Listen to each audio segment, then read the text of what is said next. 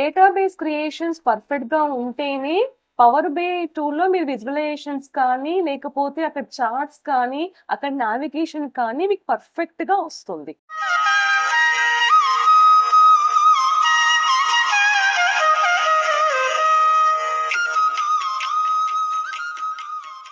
Good morning students. అందరూ ఎలాగున్నారు?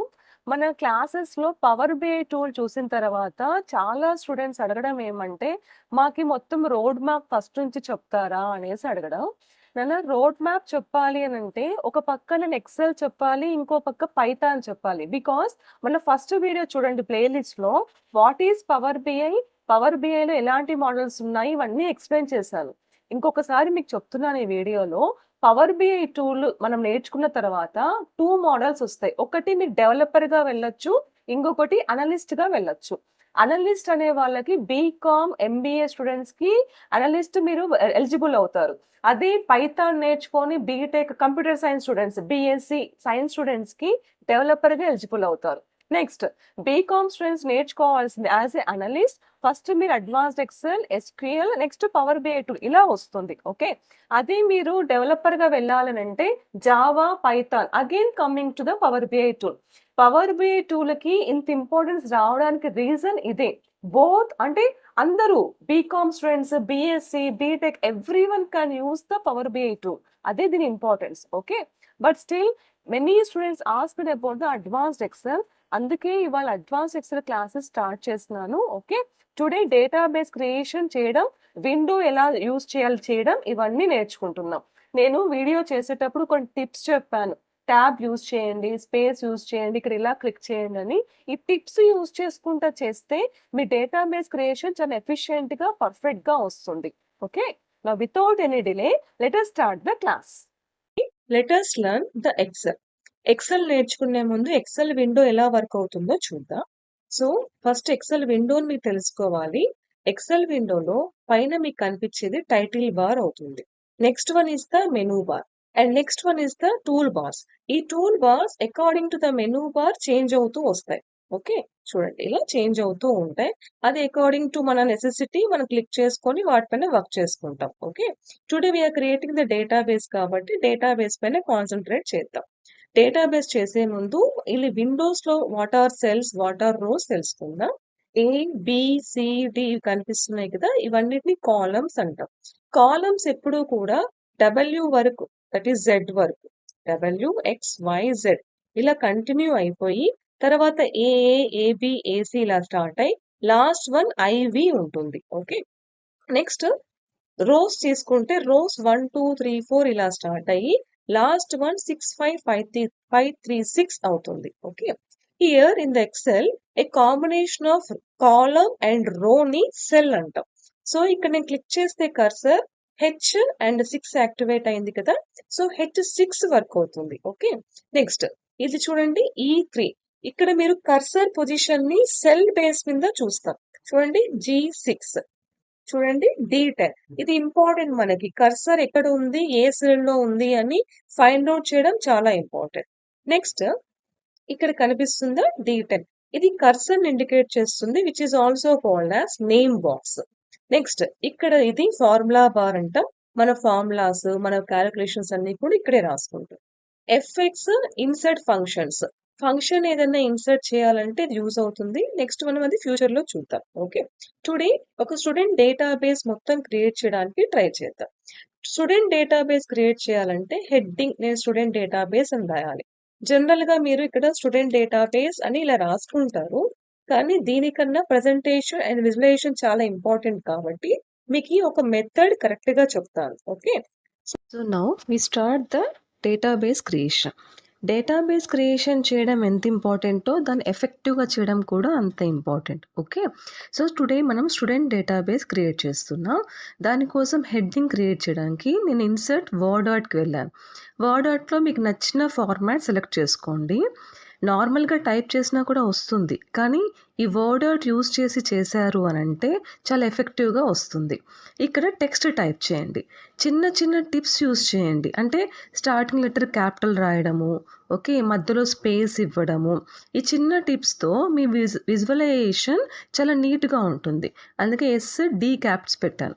Now దీన్ని పైకి మూవ్ చేయండి. మూవ్ చేసేటప్పుడు ఎక్సెల్‌లో ఇన్‌స్టెడ్ ఆఫ్ మౌస్ మీరు యారో మార్క్స్ యూజ్ చేస్తూ మూవ్ చేస్తే వర్క్ చాలా ఫాస్ట్ అవుతుంది. నౌ స్టూడెంట్ డేటాబేస్ సెట్ చేసాం.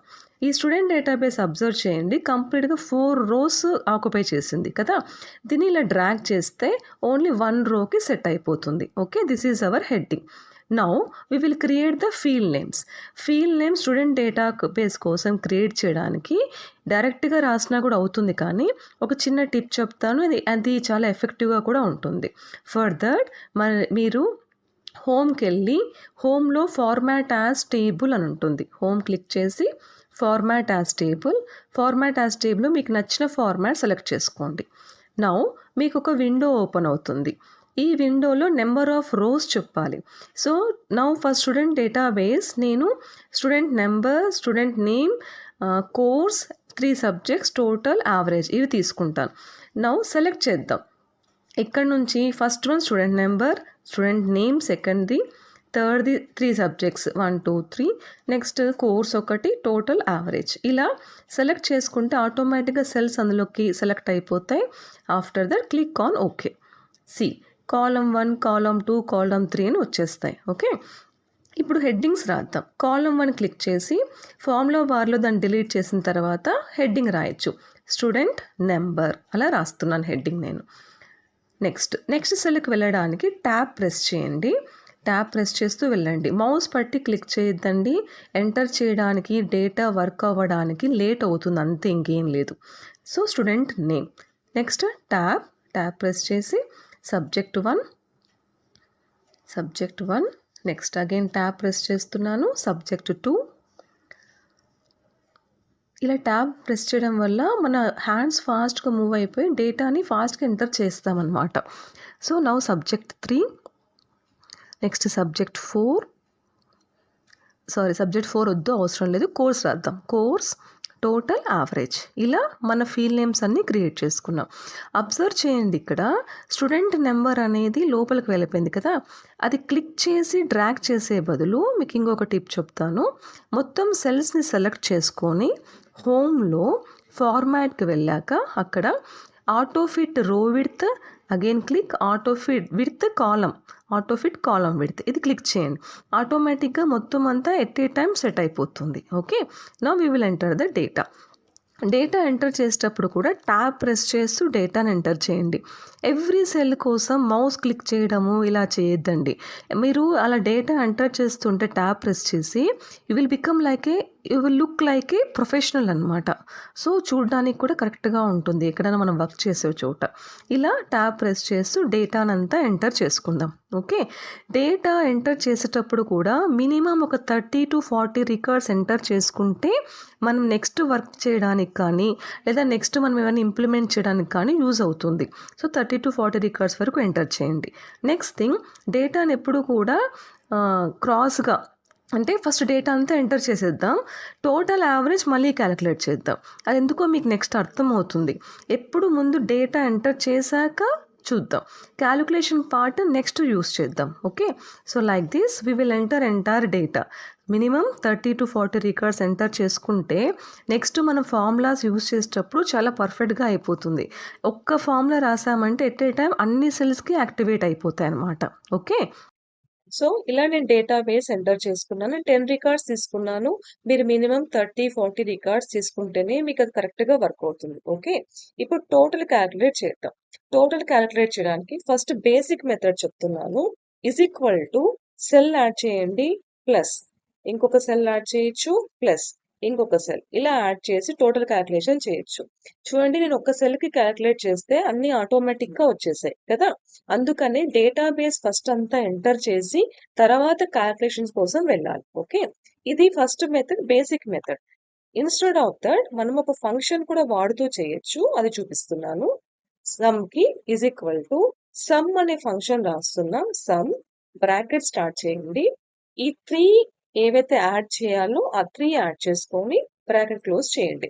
మీరు అబ్జర్వ్ చేయండి, మనం ఇక్కడ రాస్తూ ఉంటే అది ఆటోమేటిక్‌గా ఇక్కడ ఫార్ములా బార్‌లో కూడా వచ్చేస్తుంది. ఓకే. ఎంటర్. ఇది another method to calculate total. సిమిలర్‌గా యావరేజ్ కాలిక్యులేషన్ కూడా చెప్తాను. ఫస్ట్ బేసిక్ చూడండి. టోటల్ చేసి టోటల్ బై 3 సబ్జెక్ట్స్ కాబట్టి చేయొచ్చు. సో, టోటల్ బై 3 ఇలా కూడా కాలిక్యులేట్ చేయొచ్చు. అదర్‌వైజ్ ఫంక్షన్ నేర్చుకోండి. ఫంక్షన్ ఎలా చేయొచ్చు అనంటే యావరేజ్ కోసం యావరేజ్ బ్రాకెట్ స్టార్ట్ చేసి ఇలా 3 సబ్జెక్ట్స్. యావరేజ్ ఎప్పుడు 3 సబ్జెక్ట్స్‌కి తీసుకుంటాం. ఫంక్షన్ వాడుతున్నప్పుడు 3 సబ్జెక్ట్స్ తీసుకోండి. ఫంక్షన్ కాకుండా బేసిక్ మెథడ్ వాడుతున్నప్పుడు టోటల్ బై 3 చేస్తే చాలు. ఎంటర్. ఇలా యావరేజ్ కాలిక్యులేట్ చేశారు. So, this is the sample database. Okay. ఇప్పుడు నెక్స్ట్ థింగ్ ఫిల్టర్స్ చూద్దాం. ఫిల్టర్స్ ఎందుకు అంటే ఇక్కడ స్టార్టింగ్‌లో మనం ఫార్మాట్ యాస్ టేబుల్ తీసుకున్నాం కదా! ఆటోమేటిక్‌గా ఫిల్టర్స్ అవంతకవే యాడ్ అయిపోతాయి. ఓకే. నౌ కోర్స్ చూడండి. నేను బీఎస్సీ, బీకామ్, బీటెక్ ఇలా రిపీట్ చేయండి. అప్పుడే మీకు ఫిల్టర్ వర్క్ అవుతుంది. నౌ క్లిక్ చేయండి ఇక్కడ. సెలెక్ట్ ఆల్ ఉంది కదా! సెలెక్ట్ ఆల్ తీసేసి suppose only BCom student details చూడాలి అంటే క్లిక్ చేసామంటే ఓన్లీ బీకామ్ డీటెయిల్సే వస్తాయి. This is filter. Next click చేసుకోండి. సపోజ్ 2 కోర్సెస్ చూడాలంటే 2 కోర్సెస్ కూడా ఇలా చూడొచ్చు. అన్నీ కావాలి అంటే సెలెక్ట్ ఆల్ చేయండి. ఇండివిడ్యువల్ కావాలి అంటే మీరు ఏవైతే చూస్తున్నారో అవి ఆటోమేటిక్‌గా వచ్చేస్తాయి. ఓకేనా? Okay. This is the method of filter.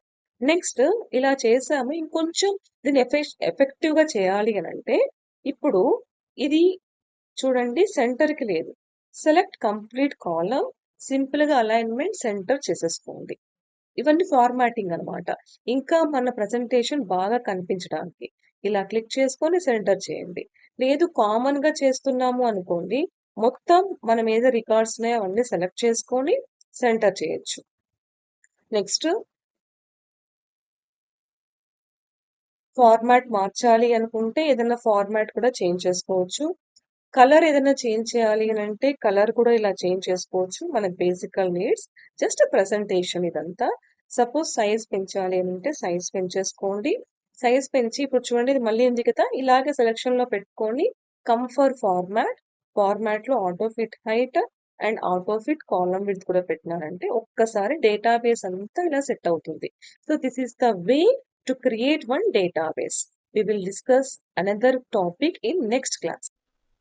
So చూసారు కదా ఇవాళ డేటాబేస్ క్రియేషన్ చిన్న శాంపుల్ తీసుకొని స్టూడెంట్ డేటాబేస్ క్రియేట్ చేసాం. మీరు ఇందులో ఒక 30 to 40 రికార్డ్స్ ఎంటర్ చేసుకొని ఫిల్టర్స్ నేర్చుకోవడానికి ట్రై చేయండి. ఇప్పుడు ఈ డేటాబేస్ ని మన పవర్ బిఐ టూల్లోకి మీరు ఇన్స్టాల్ చేసుకోవచ్చు. ఆ విజువలైజేషన్ మీకు వర్కౌట్ అవుతుంది. ఓకే.